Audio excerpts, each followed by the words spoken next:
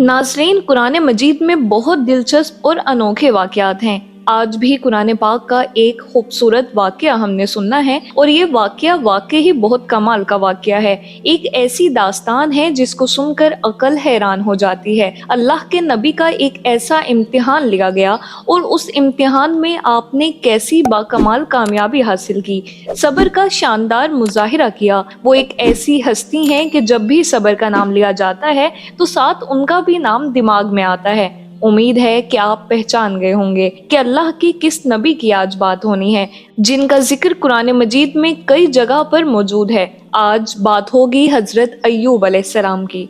हजरत अय्यूब अलैहिस्सलाम का पहले हम कुछ तारुफ सुनते हैं। आपका नाम पाक अय्यूब है और नसब नामे के मुतालिक मुख्तलिफ अकवाल हैं। एक कौल ये है कि आपका नसब नामा कुछ यूं है: अय्यूब बिन अम्वस बिन ज़ाहरे बिन ईस बिन हजरत इसहाक बिन हजरत इब्राहिम, यानी हजरत अय्यूब अलैहिस्सलाम भी हजरत इब्राहिम अलैहिस्सलाम की औलाद में से हैं। आपकी वालिदा मोहतरमा हजरत लूत अलैहिस्सलाम की औलाद में से थीं और आपकी जोजा का नाम रहमत था। मेरे इस्लामिक आइकॉन के नाजरीन, हजरत अय्यूब अलैहिस्सलाम का हुलिया कैसा था? आप दिखते कैसे थे? आपके बाल घुंघरियाले, खूबसूरत कुशादा आंखें, शक्लो सूरत बहुत हसीन, गर्दन छोटी, सीना चौड़ा और कद मुबारक दराज था। अल्लाह तबारक व तआला ने आपको हर तरह की नेमतों से नवाजा था। हुस्नो सूरत भी और मालो औलाद की कसरत भी। बेशुमार मवेशी और खेत और बागात वगैरह के आप मालिक थे। जब अल्लाह ताला ने आपको आजमाइश और इम्तिहान में डाला तो आपका मकान गिर पड़ा और आपके तमाम फर्जंदान उनके नीचे दबकर मर गए और तमाम जानवर, जिसमें सैकड़ों ऊंट और हजारहा बकरियां थी, सब के सब मर गए। तमाम खेतियां और बागात भी बर्बाद हो गए। गर्ज आपके पास कुछ भी बाकी न रहा।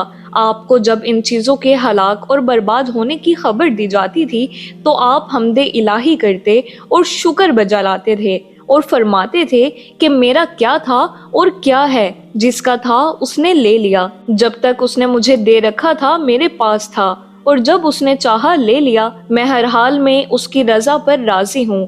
इसके बाद आप बीमार हो गए और आपके जिस्म मुबारक पर बड़े बड़े आबले पड़ गए।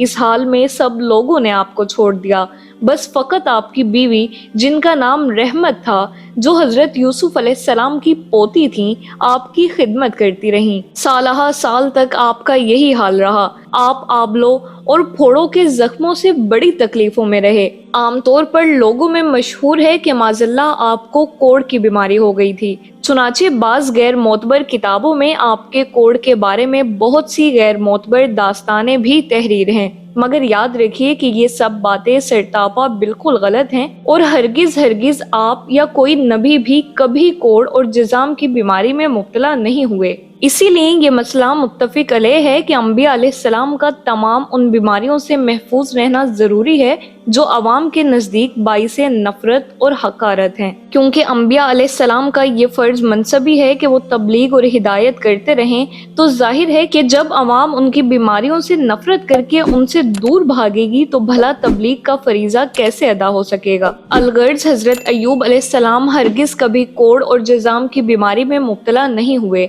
बल्कि आपके बदन पर कुछ आबले और फोड़े फुंसियां निकल आई थीं, जिनसे आप बरसों तकलीफ और मुशक्कत झेलते रहे और बराबर साबिर और शाकिर रहे। और फिर आपने बाहुक्मे इलाही अपने रब से यूं दुआ मांगी, जिसका जिक्र कुरान मजीद की सूरह अंबिया आयत नंबर 83 में मौजूद है।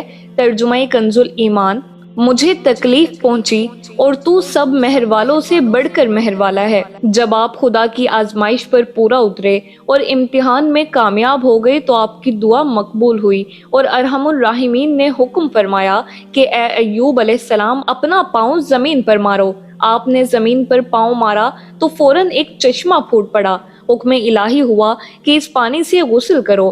چنانچہ آپ نے غسل کیا تو آپ کے بدن کی تمام بیماریاں دور ہو گئیں۔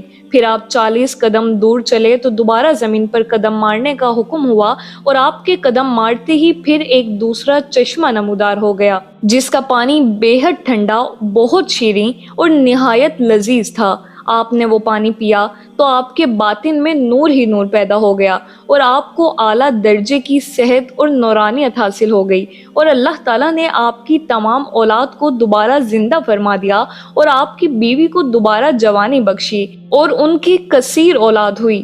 پھر آپ کا تمام ہلاک شدہ مال اور مویشی اور اسباب و سامان بھی آپ کو مل گیا، بلکہ پھر جس قدر مال و دولت کا خزانہ تھا اس سے کہیں زیادہ مل گیا۔ اس بیماری کی حالت میں ایک دن آپ نے اپنی بیوی صاحبہ کو پکارا تو وہ بہت دیر کر کے حاضر ہوئیں۔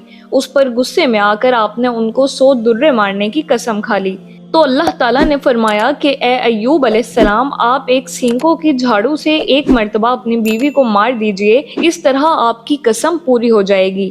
چنانچہ اللہ تعالیٰ نے قرآن مجید میں اس واقعے کو اس طرح بیان فرمایا۔ ترجمہ کنز الایمان۔ ہم نے فرمایا زمین پر اپنا پاؤں مار، یہ ہے ٹھنڈا چشمہ نہانے اور پینے کو، اور ہم نے اسے اس کے گھر والے اور ان کے برابر اور عطا فرما دیے، اپنی رحمت کرنے اور عقل مندوں کی نصیحت کو۔ اور فرمایا کہ اپنے ہاتھ میں ایک جھاڑو لے کر اس سے مار دے اور قسم نہ توڑ، بے شک ہم نے اسے صابر پایا، کیا اچھا بندہ، بے شک وہ بہت رجوع لانے والا ہے۔ میرے اسلامک آئیکن کے ناظرین، الغرض حضرت ایوب علیہ السلام اس امتحان میں پورے کامیاب ہوئے، اور اللہ تعالیٰ نے ان کو اپنی نوازشوں اور عنایتوں سے ہر طرح سرفراز فرما دیا، اور قرآن مجید میں ان کی مدح خوانی فرما کر اواب کے لاجواب خطاب سے ان کے سر مبارک پر سربلندی کا تاج رکھ دیا۔ حضرت ایوب علیہ السلام نے دنیا سے کب پردہ فرمایا؟ روایات میں آتا ہے کہ آزمائش ختم ہونے کے بعد حضرت ایوب علیہ السلام نے 70 سال نعمتوں اور راحت میں زندگی گزاری، اور حضرت ابراہیم علیہ السلام کی شریعت پر عمل پیرا رہے۔ بعض علماء کے نزدیک 93 سال کی عمر میں آپ کا انتقال ہوا۔ میرے اسلامک آئیکن کے ناظرین، حضرت ایوب علیہ السلام کے اس واقعہ امتحان میں یہ ہدایت ملتی ہے کہ اللہ تعالیٰ کے نیک بندوں کا بھی خدا کی طرف سے امتحان ہوا کرتا ہے، اور جب وہ امتحان میں کامیاب اور آزمائش میں پورے اترتے ہیں تو خداوند قدوس ان کے مراتب اور درجات میں اتنی اعلیٰ سربلندی عطا فرما دیتا ہے کہ کوئی انسان اس کو سوچ بھی نہیں سکتا۔ اور اس واقعے سے یہ سبق بھی ملتا ہے کہ امتحان کی آزمائش کے وقت صبر کرنا اور خداوند عالم عز و جل کی رضا پر راضی رہنا، اس کا پھل کتنا اچھا، کتنا میٹھا اور کس قدر لذیذ ہوتا ہے۔ دعا ہے پروردگار پاک سے کہ حضرت ایوب علیہ السلام کے صدقے مجھے اور آپ کو صبر کی نعمت عطا فرمائے اور ہر حال میں شکر ادا کرنے والا بنا دے۔ آمین بجاہ النبی الامین۔